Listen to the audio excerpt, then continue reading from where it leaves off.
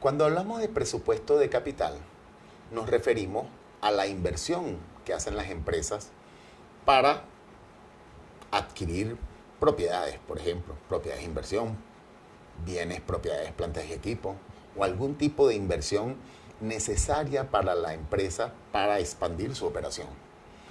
Entonces es importante conocer la planeación y administración de las inversiones a largo plazo por parte de la compañía. Eso normalmente está contenido en un plan de inversiones, eso normalmente está contenido en un plan de negocios.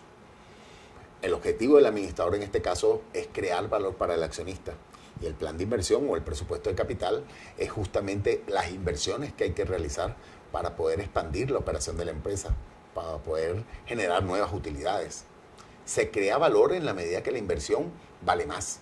Si la empresa expandió sus operaciones y producto de la expansión de esas operaciones abrió nuevas sucursales y esas sucursales se abrieron en centros comerciales de lujo o zonas industriales importantes, pues ese presupuesto de capital, esa inversión financiera tradujo en la empresa mayor valor para el accionista, no solo por el mayor valor que tiene la inversión, que obviamente va a ser así, sino por la expansión operacional que la empresa va a tener producto de a sacar renta a esa inversión desde el punto de vista financiero. O sea, invertí en mayor propiedad, planta de equipo, la empresa expandió su operación y tiene mayor capacidad para vender, para producir, y esa mayor venta, esa mayor producción expande la empresa en términos de resultados y expande la empresa en términos de presentación de esas inversiones en el estado de situación financiera.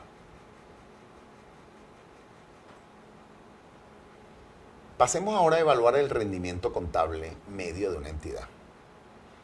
Eso tiene en consideración dos factores: la utilidad neta menos su depreciación, la depreciación de la inversión me refiero, y la inversión media. Un inversionista, cuando realiza inversiones en una entidad, pues coloca sus recursos en propiedades, planta y equipo, que son las que le van a generar la rentabilidad de la empresa, la utilidad. Esta utilidad la vamos a comparar entonces con la inversión que se realizó en la empresa para conocer el rendimiento contable medio. Eso implica que esas inversiones netas de la depreciación van a ser comparadas con la utilidad que la generó. Y esa utilidad va a permitir identificar la capacidad que tuvo la inversión para generar una utilidad esperada, un rendimiento, un beneficio esperado en función de las inversiones que previamente hemos realizado en esa entidad. Esto tiene una ventaja, sí, fácil de calcular, se cuenta con la información, pero tiene desventajas porque no toma en cuenta el valor del dinero en el tiempo. La tasa de referencia es una tasa determinada por los inversionistas, un costo de capital, y usa valores contables, no flujos de efectivo, y eventualmente esos valores contables, como ustedes saben, pudieran no necesariamente estar traducidos en términos de efectivo. Cuando hablamos de tasa interna de retorno, nos referimos básicamente a la capacidad que tiene una inversión de ser retornada al inversionista en términos de tiempo. Yo invierto hoy una cantidad y aspiro obtener un beneficio en un cierto tiempo. ¿A qué tasa voy a obtener ese beneficio? Es básicamente la tasa de interés o la tasa interna de retorno. ¿Cuáles son las ventajas de la tasa interna de retorno? Bueno, es fácil de comprender. Está estrechamente vinculada al valor presente neto. ¿Y cuáles son las desventajas? Puede tener un cambio de signo de acuerdo al TIR, a la tasa interna de retorno. Producen varios TIR y puede haber una diferencia allí. Y los proyectos mutuamente excluyentes pueden dar lugar a que el inversionista realice inversiones erradas. ¿Es importante entonces conocer la tasa interna de retorno? Sí, porque para un inversionista, a la hora de invertir en una compañía, decidir si va a ampliar una línea de producción, si va a adquirir nuevas inversiones dentro de la empresa, necesita primero conocer esa tasa interna de retorno fuera, antes de colocar la inversión dentro de la empresa, vale decir, sumar la inversión a sus estados financieros. Cuando hablamos de índice de rentabilidad, es posible que tengamos que recordar necesariamente los indicadores de rentabilidad del análisis de estado financiero. Pero este es mucho más específico porque tiene que ver con la rentabilidad de la inversión. El índice de rentabilidad de una inversión es el valor presente entre el capital invertido. ¿Cuáles son las ventajas de este indicador de rentabilidad? Bueno, está estrechamente vinculado al valor presente neto.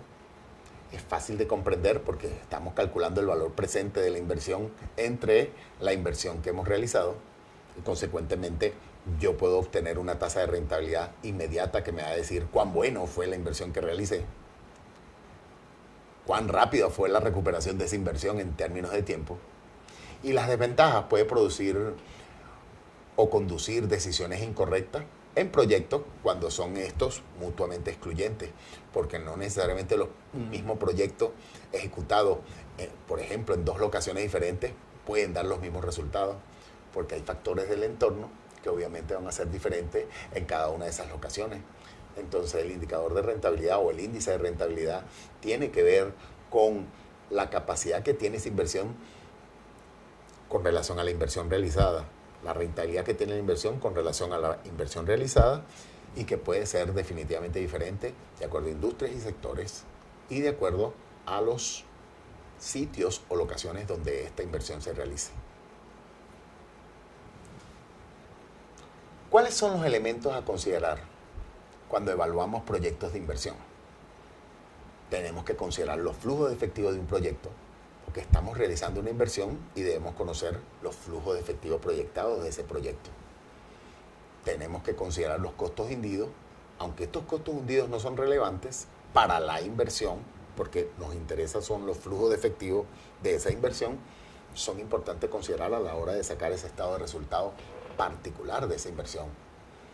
Hay que considerar los efectos colaterales, por ejemplo, los factores de entorno que pudieran afectar la inversión.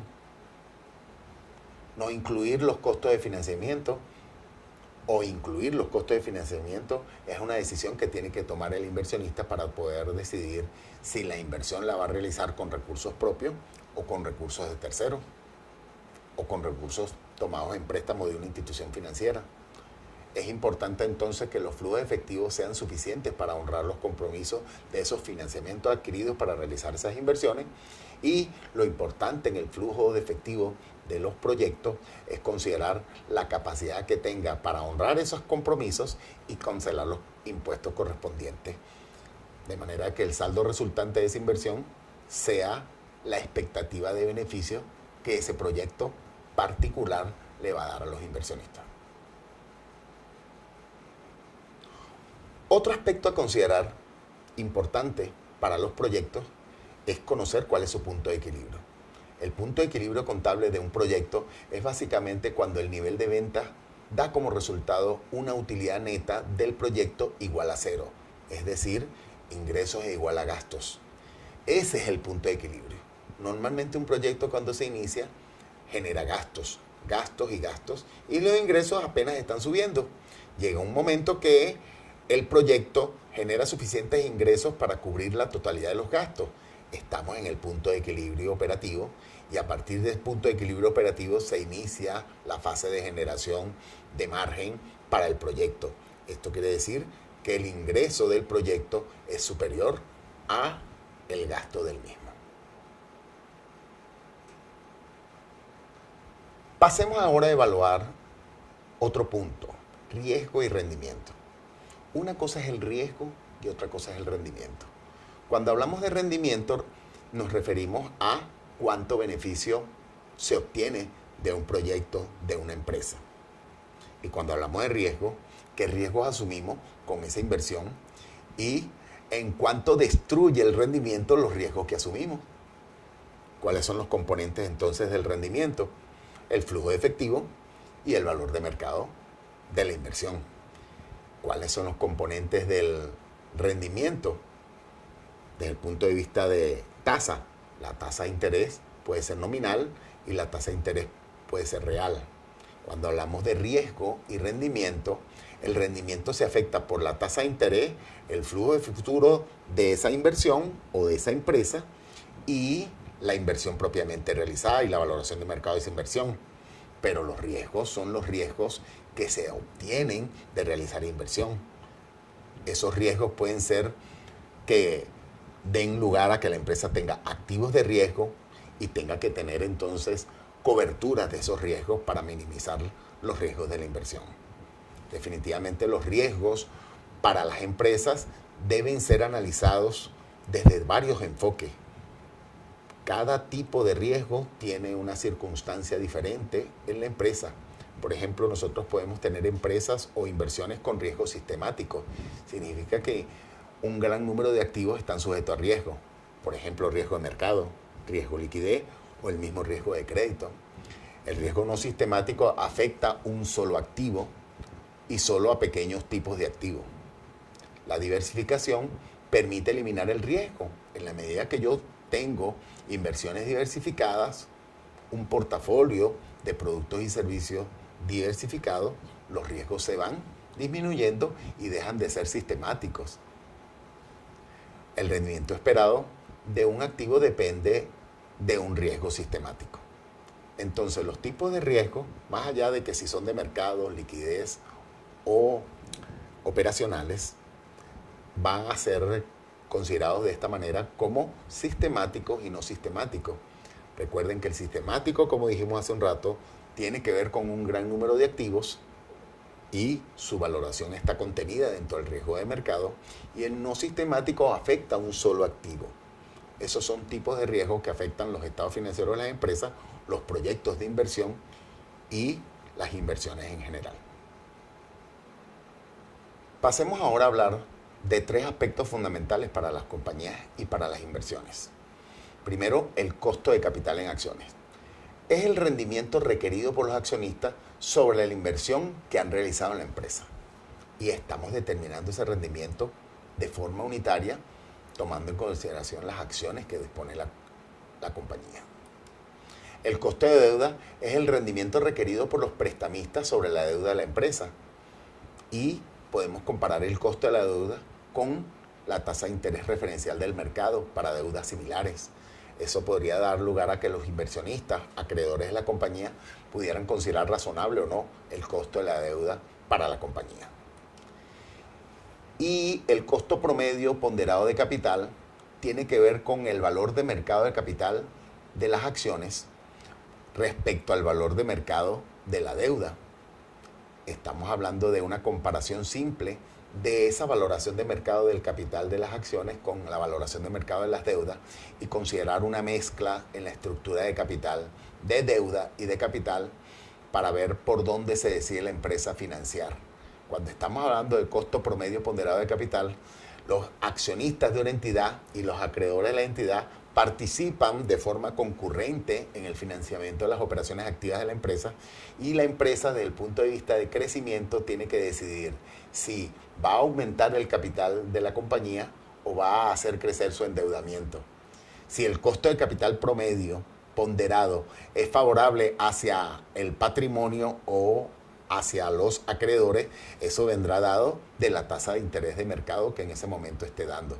Si la tasa de interés de mercado es baja, el accionista va a sentirse interesado en invertir en la compañía, puesto que no le favorece el rendimiento que ofrece el mercado y consecuentemente prefiere invertir en la compañía para ganar más. Pero si por el contrario el endeudamiento es alto o la tasa de interés del mercado es alta, el inversionista va a preferir invertir en otros portafolios de inversión antes que invertir en la compañía, y consecuentemente el costo promedio ponderado de capital va a decidir si la empresa va a tomar nuevo financiamiento vía pasivo o nuevo financiamiento vía capital, entendiendo como que los accionistas están invirtiendo en la compañía y es una deuda de la compañía con el accionista, que no tiene retorno inmediato, ciertamente, pero es una inversión que realizan estos en comparación con las inversiones que el mercado está dispuesto a ofrecer.